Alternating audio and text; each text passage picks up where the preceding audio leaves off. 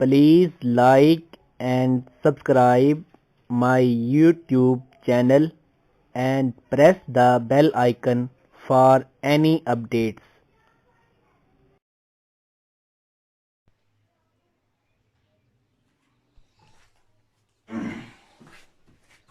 बिस्मिल्लाहिर्रहमानिर्रहीम।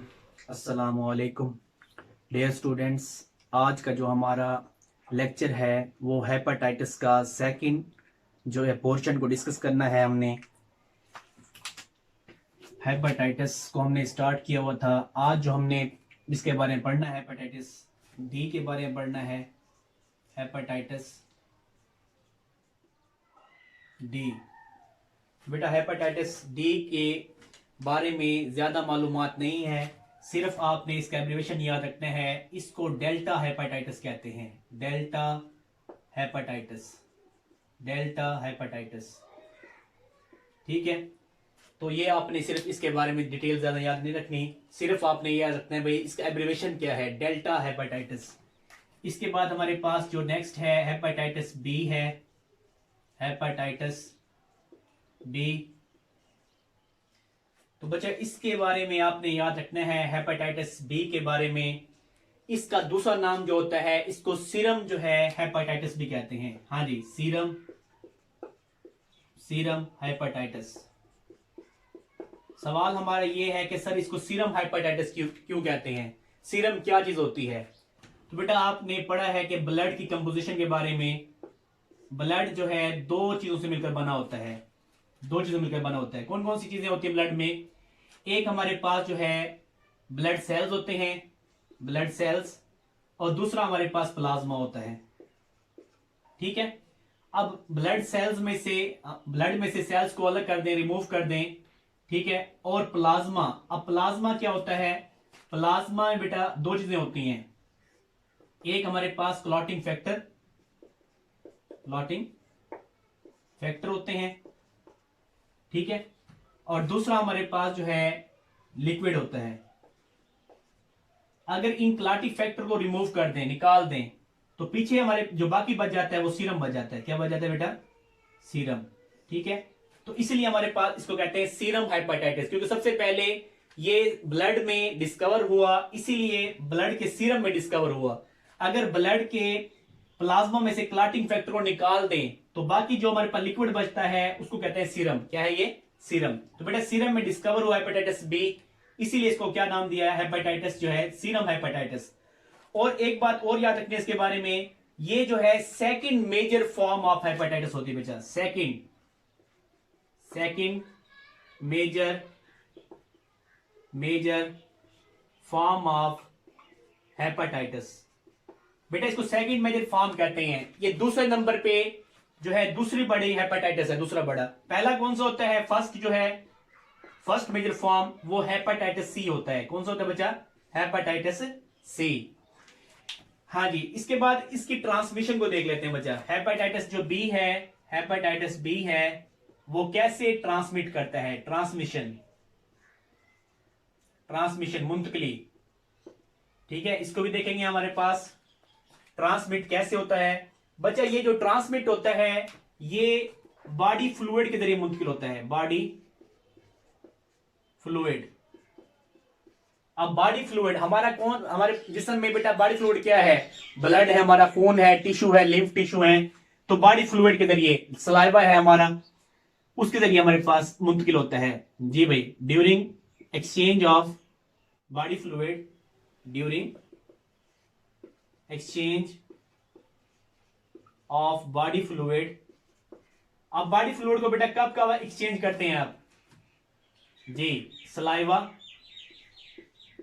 सलाइवा के जरिए मुंतकिल हो सकता है ये।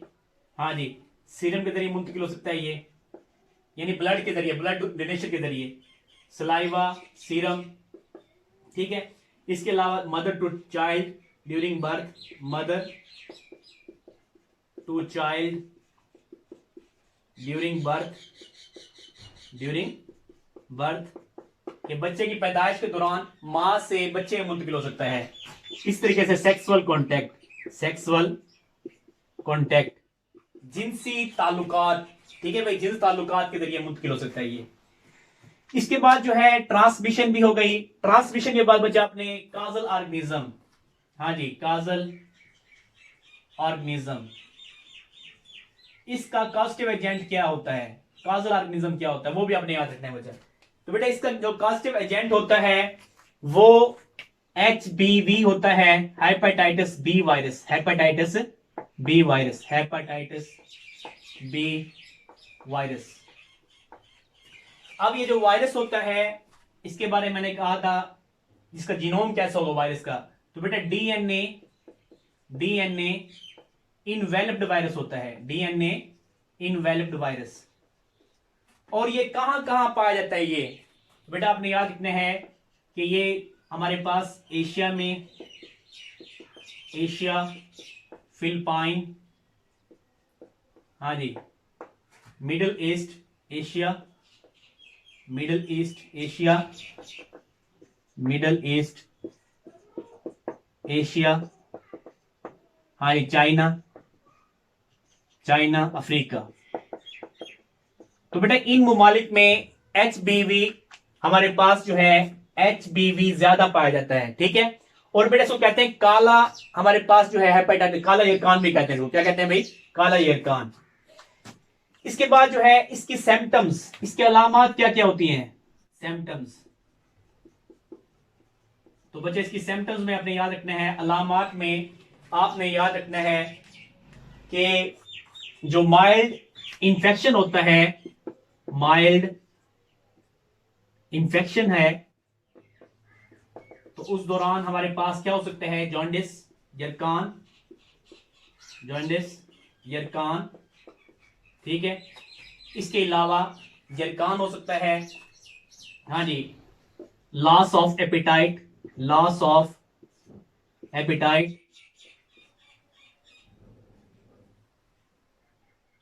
हाँ जी, लॉस ऑफ एपिटाइट, भूख में कमी। जी भाई, एपिटाइट किसे कहते हैं बेटा, भूख को, भूख में कमी, भूख का खत्म हो जाना। तो ये हमारे पास जो है जॉन्डिस हो सकता है, लॉस ऑफ एपिटाइट हो सकता है, ठीक है। और हमारे पास जो है फिटेग भी शामिल हो सकता है भाई, फिटेग, थकावट वगैरह, ठीक है। तो ये हमारे पास इसकी आपने चंद अलामात याद रखनी है। आपने ट्रांसमिशन को देख लिया, काजल ऑर्गेनिज्म को देख लिया, सिम्टम्स को देख लिया, ठीक है। और इसकी जो इम्यूनाइजेशन, हाँ जी, नेक्स्ट क्या है बचा, इम्यूनाइजेशन, इम्यूनाइजेशन, ये इसकी रिकवरी कैसे होती है बेटा। इन्फेक्टेड पर्सन जो होता है वो कंप्लीटली रिकवर हो सकता है, इन्फेक्टेड पर्सन जो मुतासरा शख्स है वो क्या हमारे पास कैन हो सकता है कंप्लीटली रिकवर्ड, कंप्लीटली रिकवर्ड, मुकम्मल तौर पे सेहतयाब हो सकता है, ठीक है। Become immune to it, become and become immune to it. Immunization कहते हैं किसको बचा, कि हमारा मुदाफती निजाम अगर एक बार ये जिस्म में हमारे पास चला गया और हमारे जिस्म ने इसके खिलाफ एंटीबॉडीज प्रोड्यूस कर दी, पैदा कर दी, तो उसके बाद हम जो है इससे रिकवर हो जाएंगे। और बाद में हमारे पास जिंदगी में जब भी ये वायरस आएगा तो हमारे जिस्म में इसके खिलाफ ऑलरेडी एंटीबॉडीज मौजूद होंगी, ठीक है।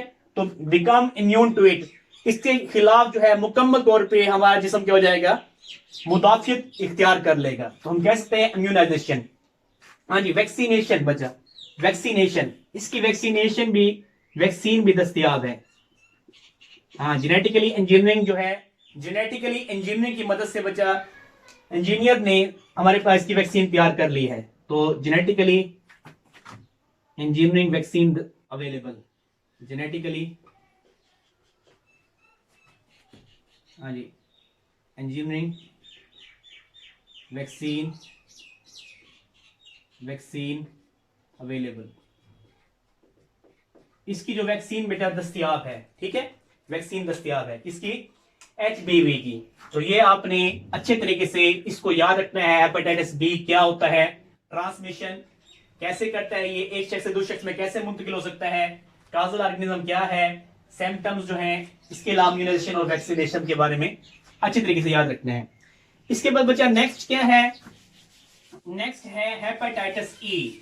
हेपेटाइटिस ई, हाँ जी बेटा, इसकी सबसे पहले आपने ट्रांसमिशन को याद रखना है। हेपेटाइटिस जो ई है वो ट्रांसमिट कैसे होता है? हेपेटाइटिस, हेपेटाइटिस ई ट्रांसमिशन क्या याद रखनी है आपने?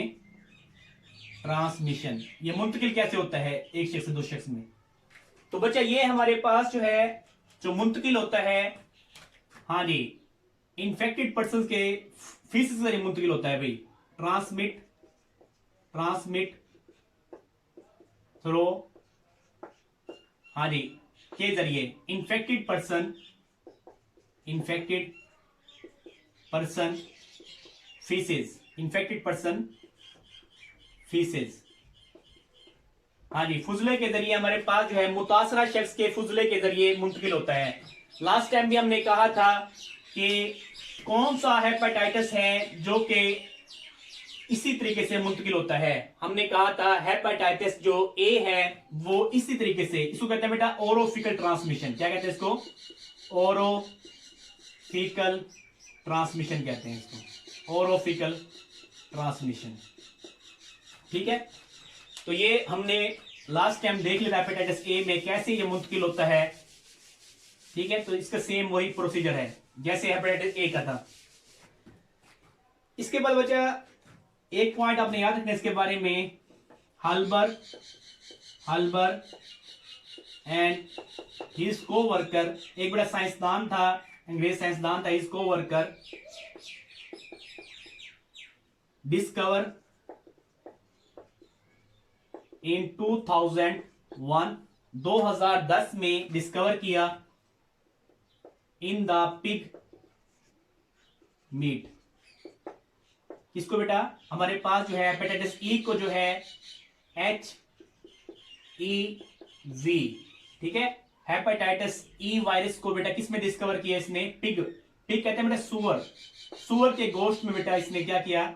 डिस्कवर किया। हल्बर एंड हिज कोवर्कर, कोवर्कर कहते हैं मेरे साथी, उनके साथियों ने, ठीक है, कोवर्कर्स ने इसको कहा कि हमारे पास जो पिग मीट है ये big source of hepatitis E. तो हम इस्लाम में तो वैसे ही सुअर का गोश्त जो है, पिग का जो गोश्त है वो हराम है, तो अल्लाह पाक ने इस्लाम को बिल्कुल ही परफेक्ट जो है मजहब बनाया है। ठीक है, तो ये आपने याद रखना है हेपेटाइटिस ई के बारे में। इसके बाद जो नेक्स्ट है hepatitis FNG, hepatitis, hepatitis FNG, hepatitis FNG के बारे में आपने याद रखना है।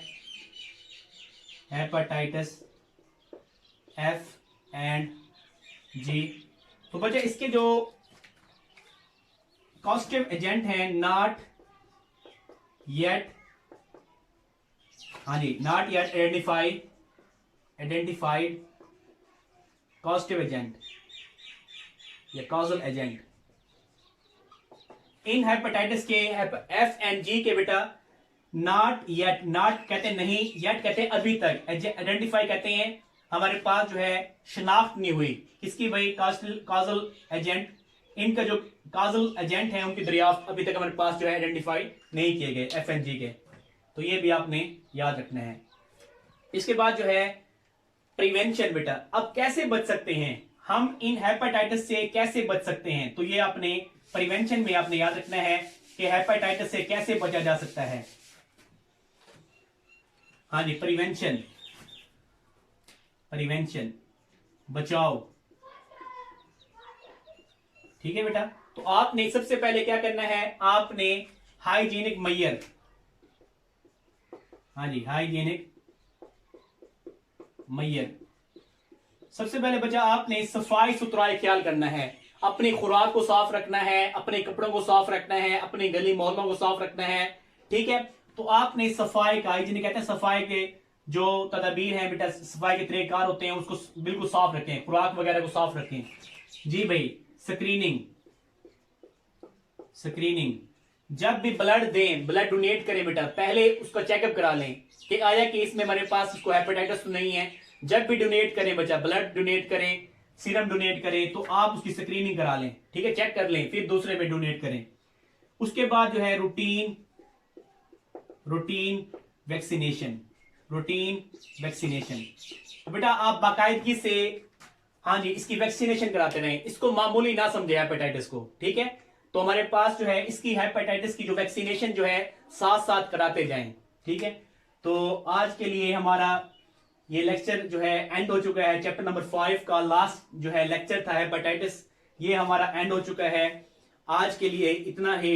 नेक्स्ट इंशाल्लाह जो है नेक्स्ट चैप्टर स्टार्ट करेंगे, चैप्टर नंबर 6 को। अल्लाह हाफिज।